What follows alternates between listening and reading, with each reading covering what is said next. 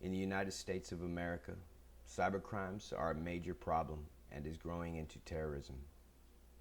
The destruction caused by cybercrimes is causing the systems and infrastructure of America to become unstable and compromised. There have been massive cyber attacks on corporate data, water, and power systems. Cybercrime and identity theft are now more profitable than drug distribution is. Cyber attacks are now such a major occurrence that news and press reports are frequent and almost happening every day. Consistently, there are reports of corporate ransom and hostage taking of entire computer systems and networks, which are being done for profit. Understanding why cyber attacks are getting worse can only be done if the totality of the problem is broken down into individual components.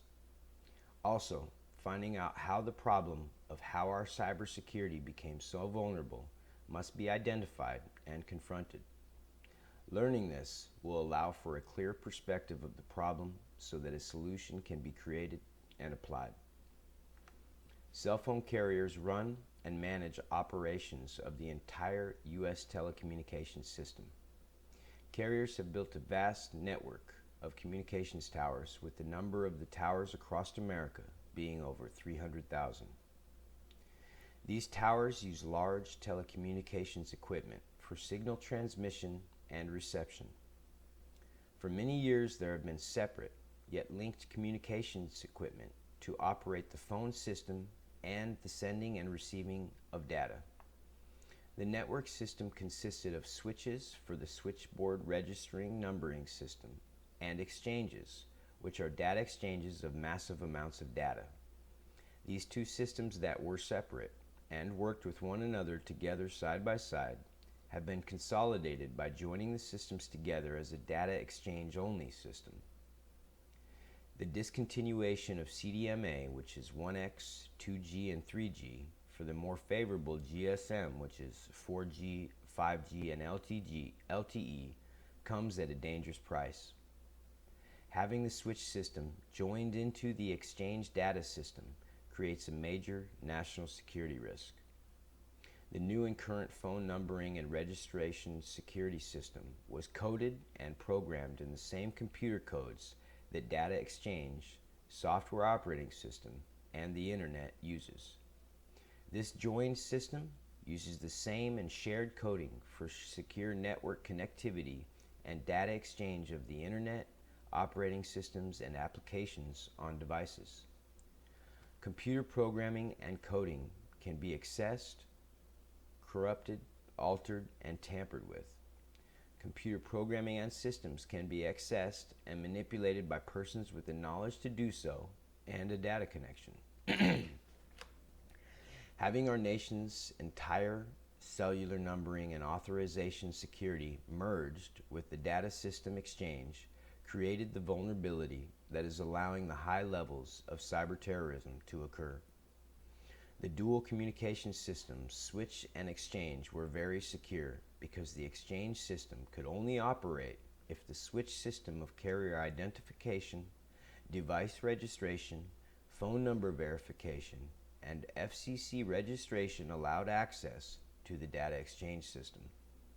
By taking away this separate security measure and merging the two systems to operate with transcoding and joined programming on one system, allows it to be hacked by anyone that is knowledgeable in this area of computer science. Joining the two hardware network systems into one data exchange system, as well as using the same coding as one another, creates faster service, less hardware manufacturing, less cost on IT programming between phone carrier networks and phone operating and software developers, less costs in tower maintenance and installation, and less cost on separately ran software security and programming of the two telecommunication equipment components. The efficiency and financial savings was and is quite attractive and appealing.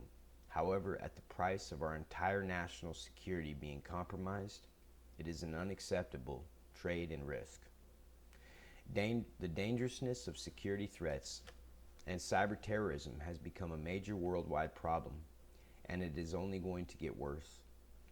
Cyber terrorism problems are very real and are constantly on the national and international news. These cyber threats are throughout many countries. However, many cyber criminal networks right here in America are what I'm going to discuss. Personally, I have learned of a large organized cyber criminal network where I live in Eugene, Oregon. The information that I learned about I reported to authorities and corporations at many different levels. This was reported to cellular network carriers, software developers, cybersecurity and antivirus software companies, and to authorities. The information that was reported was about a local group of cyber criminals operating in Eugene, Oregon. Also, that this organized group of cyber criminals were able to hack and corrupt Verizon's entire security network platform and hack systems and servers of local businesses and educational institutions, Lane Community College.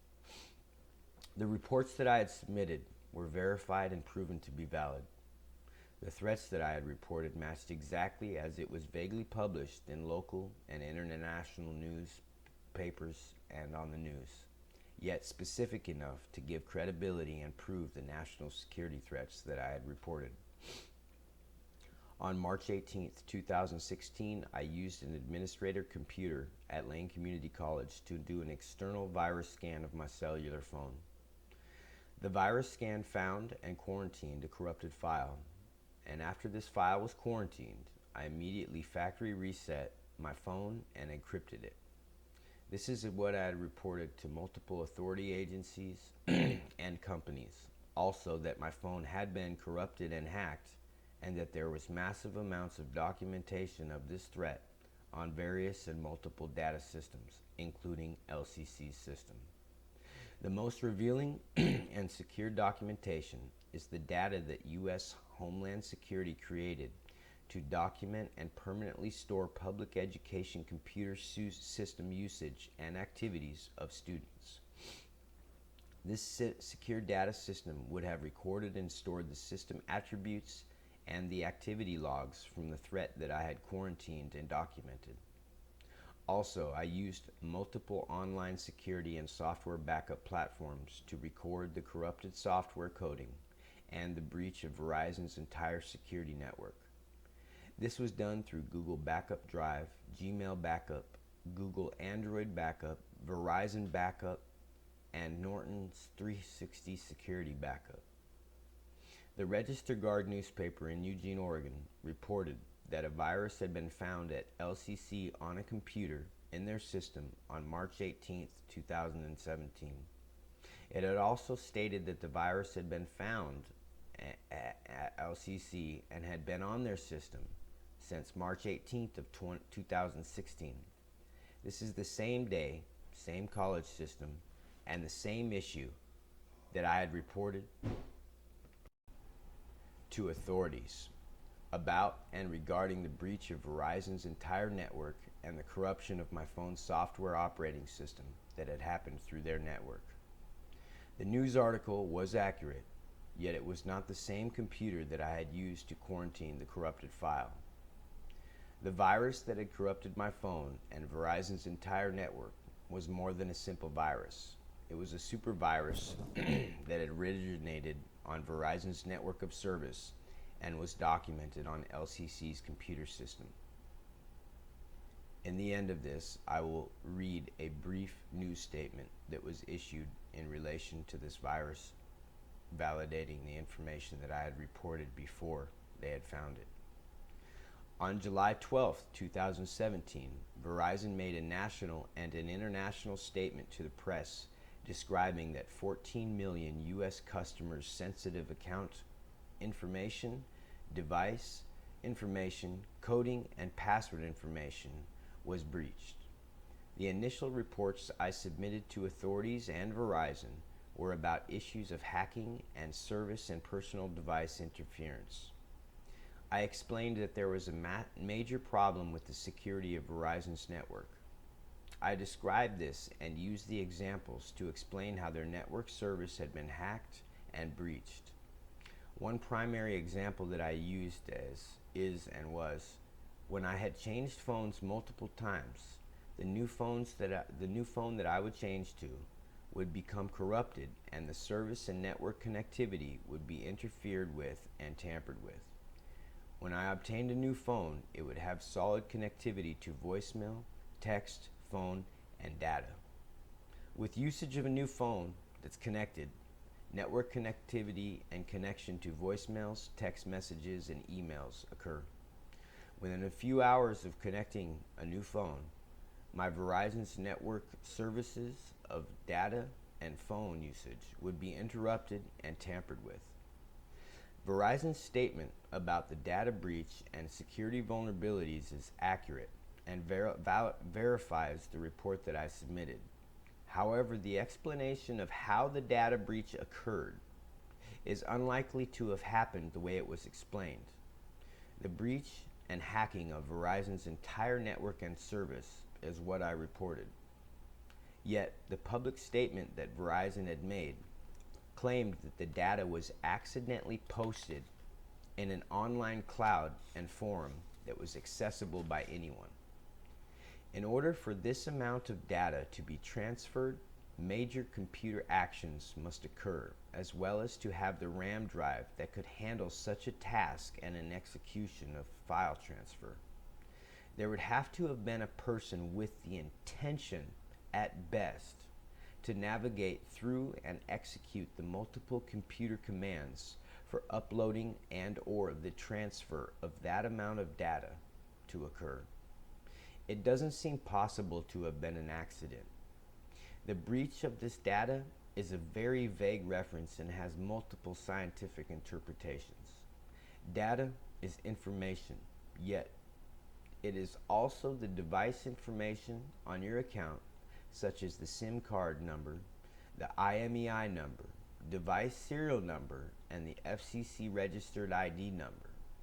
With this data being posted and or accessible, and it was, the phone service and your information, data, could be accessed on your personal device, or your personal device could be accessed as well as your tablet or computer by your phone carrier through the internet as well as through their very own network.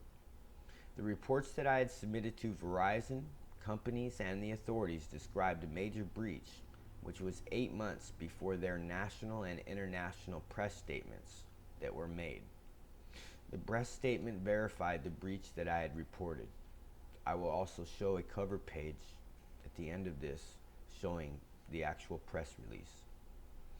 The current state of the U.S. telecommunications and data systems is no longer secure and is being attacked. Cyber criminals and cyber terrorists are actively involved in corporate ransom, ID theft, information theft, and sabotage of software, networks, and computers. Cyber criminals have been sophisticated and organized themselves into large groups and networks. These groups live a life using computers to steal and cause damage. This is their lifestyle choice. With the already unsecure and exploitable cellular network system, Switch Communication System was merged into the Data Exchange Communication System, which used to be two separate systems that work together. Devices now that are off-grid network communication systems are being used to hack so that they can avoid detection while committing acts of cyber terrorism. These off-grid radio band wave communication systems link a device or a computer to another device or a computer via Bluetooth connection to these off-grid communication devices and equipment, which allows one device to share information to another device or computer coding and programming, which has its connectivity turned off. One device that is linked to another device with these off-grid communication systems are used, and then one device has its network connectivity turned on, so that the device that is on the off-grid communication system is using the other device that is linked to both off-grid and on-grid communication system to hack the on-grid communication systems. By having the secondary device connected to both on-grid and off-grid communication systems, the primary device only using the off-grid system is undetectable. By doing this, the device that is only using the off-grid communication system is only completely undetectable because of this off-grid communication system that is now being used. This device is similar to a device that's on the market that's called Beartooth technology. It was made in Montana, which linked two smartphones to one another by Beartooth device, which is an off-grid communication system, via Bluetooth, so that texting and data exchange can occur between cellular devices without cell phone towers, networks, or Wi-Fi. It is a separate and very small off-grid communications device that is used like two-way radios for outdoorsmen. Because phones are computerized devices and the U.S. telecommunications system, the old switch numbering system was made to run from computer systems and computer programming on the exchange data system, phones can be used to hack an entire cellular network's operation, service, and system. The usage of off-grid communication systems and equipment is being used to hack the U.S. cellular communication systems and allows cybercriminals to avoid being detected and tracked. The U.S. communications carriers have made major decisions about changing and updating our nation's telecommunications systems, which have placed our entire national security at risk. It is more expensive to have phone carriers to have an IT software development and security division for two communication systems, the switch and exchange, than it is for them to only have one IT software development and security division. This is monumental, the cost difference. The idea of creating software programming to merge this individual security communication system of switch with data exchange systems was very appealing and cut costs all around the board, as well as eliminated the cohesion costs to run both systems separately and that need to work together. The switch system and the operating numbering system, the registered ID device system, and the security system that allowed access to cell phone towers and exchange data usage was secure. This system would work in tandem with one another. Yet the switch system was the system that allowed data exchange system to operate as long as the security data and information of the registration matched the network system security platform. Creating programming to operate this separate system was used for security and access management to the data exchange systems. Then carriers merged the switch registering numbering authorization security system with data exchange programming. And this is what allowed the very security of our entire national security and of telecommunications network to be hacked, even from the very system that it operates on. Joining the two systems took away the security of the U.S. telecommunications systems and network.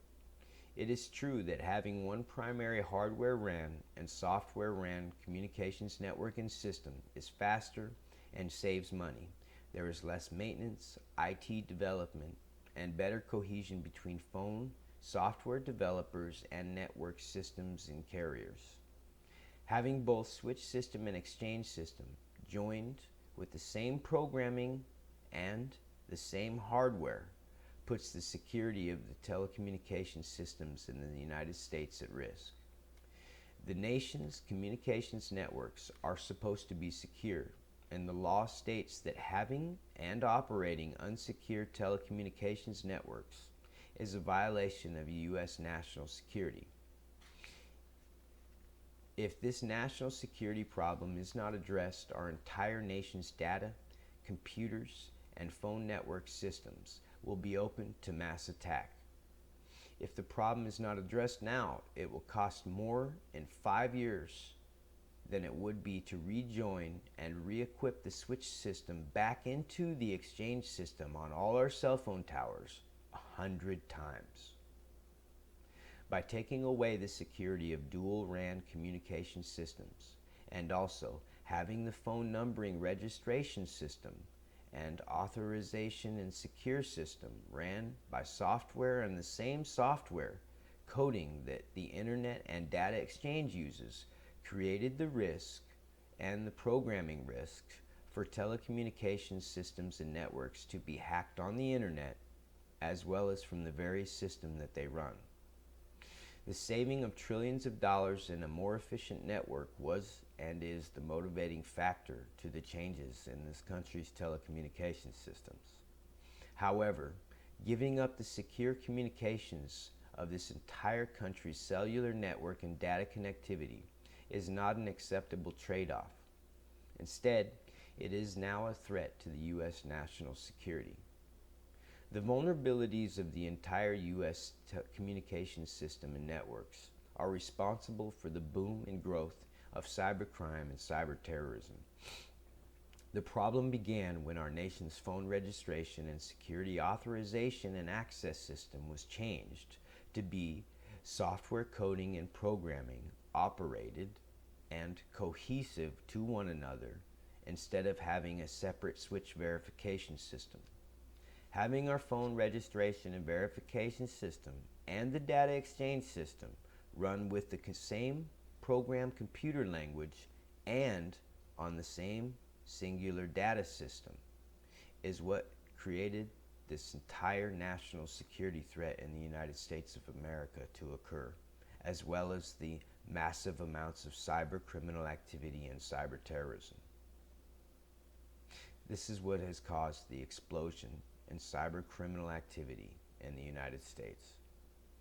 Carriers have been updating all the U.S. towers with this new system, yet there's a major national security threat and violation of the national security laws with the current system. If the current network vulnerability isn't fixed, it will continue on into the new system. If the problems of securing this country's communication system are not addressed, they will continue to grow. Until security of tower and network usage is protected by a separate authorization system, our nation's communications networks will continue to be unsecure, which is a national security threat to the United States. Jason Koukas.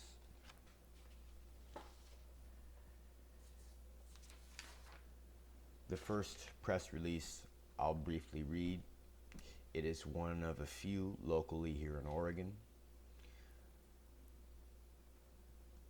March 23, 2017, a technician at Lane Community College Health Clinic recently discovered a computer virus which may have exposed the PHI, patient health information is the acronym for that, of some patients, according to the online statement.